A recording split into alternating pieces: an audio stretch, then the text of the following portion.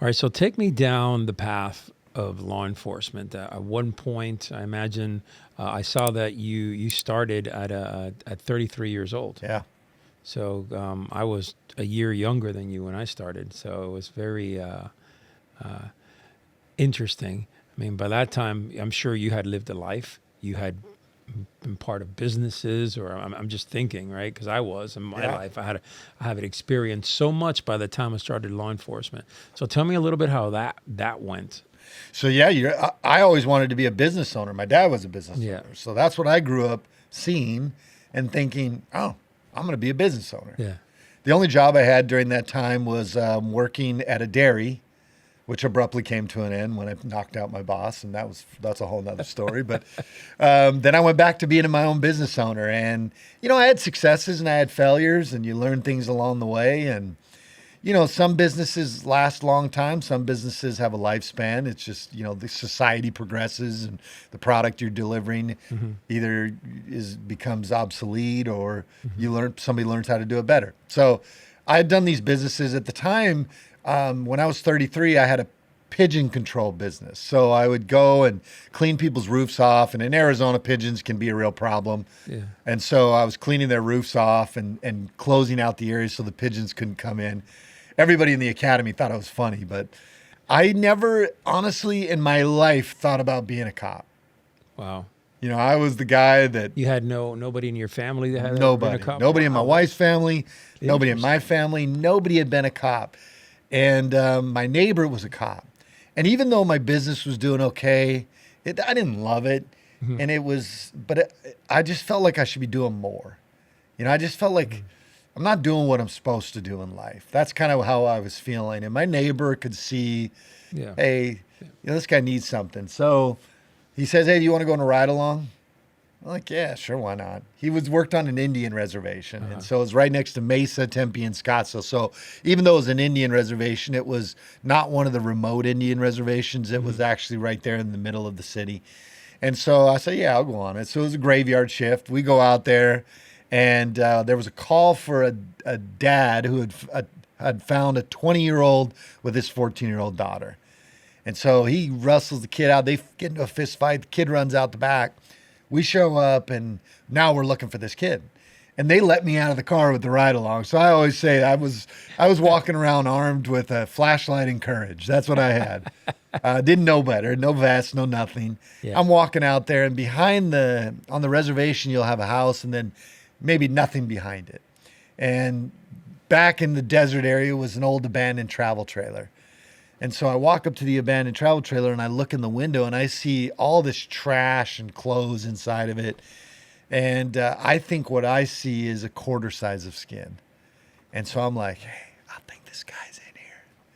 So they go in there and they move the stuff. Sure enough, he's in there. They grab him, they rough him up, they tase him, they put him in cuffs. I went home that morning, woke my wife up and said, honey, I'm going to be a cop. Yeah. And 6 months later, I was in the academy, man. That's how quickly it happened for me. All right, but let's slow that down because that was a part of my life where it's literally I sat down across. I mean, I was a Wall Street broker. I was doing phenomenal, and I sat down one day across my wife, and I said, I want to be a cop.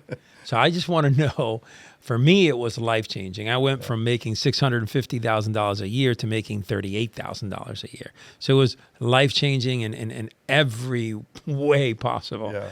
So how was it? I mean, did you, because you did the ride along, you were exposed to that. I imagine it's like, man, I mean, there's a sense of authority, a sense that you can do something great, So kind of walk me through that a little bit. Let's stay on that for a moment. I know I usually gloss over it, but I'm glad you bring that up because it's not as simple as I mean, I did walk home into the house and I said, honey, I'm going to be a cop. And within probably that week, I think I submitted the application. But obviously you had that conversation with your wife. We had 5 kids. Yeah. I was not your typical cop. Yeah.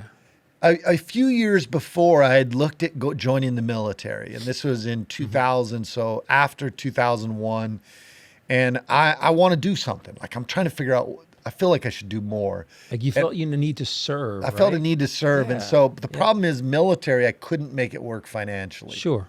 with 5 kids, being married, going away for so long, it didn't work. And so I had to just let that go. That was when I was about 30.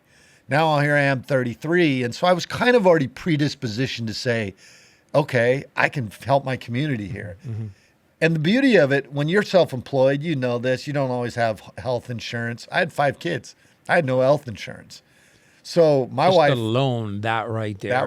was It's a one of the biggest huge selling impact. points for my wife. Not only that, I had been self-employed. And now all of a sudden, in 20 years, you telling me I can have a retirement? So that was kind of another selling point. Although I'm not the biggest guy on retirements, but that was a selling point. And then I was probably pulling in about $6,000 a month with my company. At the time, back in the early 2000s, it was a decent amount. One-man operation. But I was on roofs every day. And people used to say to my wife when I started getting into the academy, they said, aren't you worried your husband will get hurt?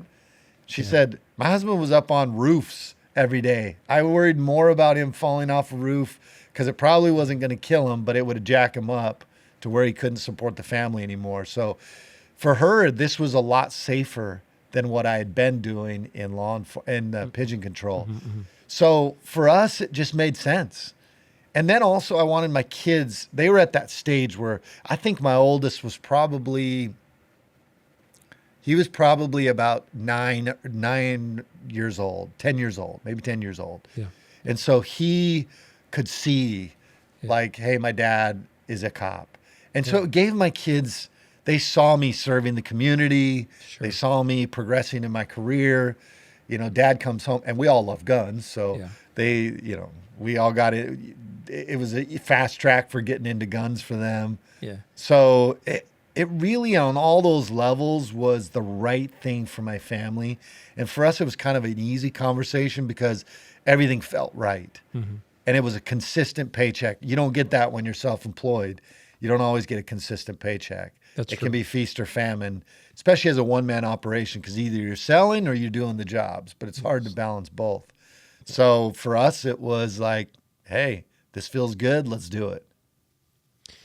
So here you are. You went through the police academy, and all of a sudden you have a full-time job as a cop. And I'm wondering, what was going through your mind at that time? And now you have a badge, you have a gun, and there's a. So did you initially you worked for a tribal department? Yeah. Okay, for a while. That must have been a little bit different, huh? It's very different. Yeah. I loved it though. Like that's a good place to cut your teeth as a cop. Yeah. Because they're not always the most compliant. They can be very, hey, screw you. That authority doesn't always register there. Where you go off the reservation and you tell somebody, the thought of them losing their job or all these things computes in their head usually. Sure. A lot of alcohol on the reservation. And it's a small, tight-knit thing. And gangs were huge on the reservation. So when I got out there, when I first became a cop, I thought, I want to be a range deputy, be the guy that patrols all the remote area. But then quickly I started gravitating to the gang stuff. And I started really taking the time before I was a gang and drug detective. I would focus on the gangs. I don't want to say I'd go after them, but I didn't run from them like a lot of other guys would. They would take a beat where the casino was so they could deal with non-natives all day long, where I wanted to be right in the heart of the community. Every extra shift I took, I didn't take shifts where, in my career, I bet you I took less than 2 or 3 jobs on a traffic detail where I sat and watched a show and watched, I probably 2, I think.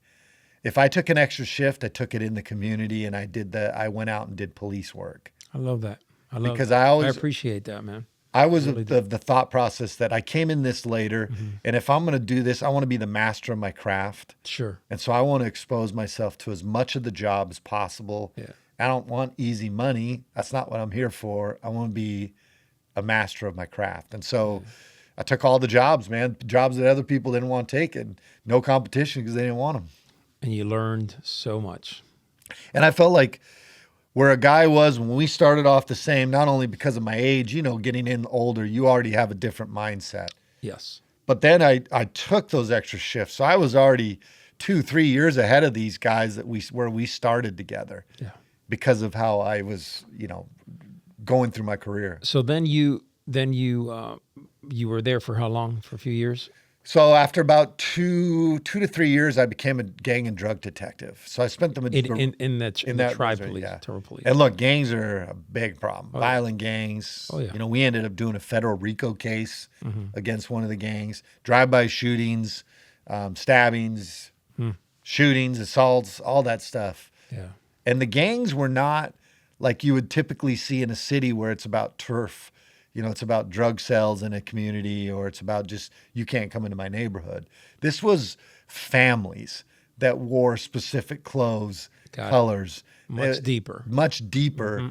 Even though they were the same tribe. And we used to always say that. You're like, you folks are the same tribe and you're over here trying to kill each other. Yeah. But man, they just gravitated to the gangs. I think Colors back in the day, the show Colors. Yeah. Probably ignited a lot of that. I have a friend that works in the Seminole police department here, and he tells me the same thing. And when it comes to alcohol, forget the weekends. That's just non-compliance all day long. But you learn how to go hands-on. Look, in my full career, I never used my taser. We were going to go hands-on, or either you were going to beat me or I was going to beat you. But I was also the guy. The one thing I worried about was, can you control you see somebody abusing a child or beating their wife. Your question is, when you get into the profession, can I control those emotions when I get out there? And that was the one thing I wasn't sure. And you don't know until you get out and do the job. But I actually, I'm a fan of stoicism books, the whole Marcus Aurelius, the whole mantra. And I was able to really control it. Like I was violent when I needed to be violent. I was caring when I needed to be caring. And I never crossed any of the lines, that were a guardian of the public, a preserver of the peace, a protector of the Constitution should be. And I felt like I balanced that really well throughout my career. Hey guys, do me a favor, smash that subscribe button, turn on that notification bell. Of course, share and like the content. So important. We want to make sure that this goes out to other men who really need to know more about walking the warrior's path, and of course, how to be a purpose-driven man in our day and age. May God bless you.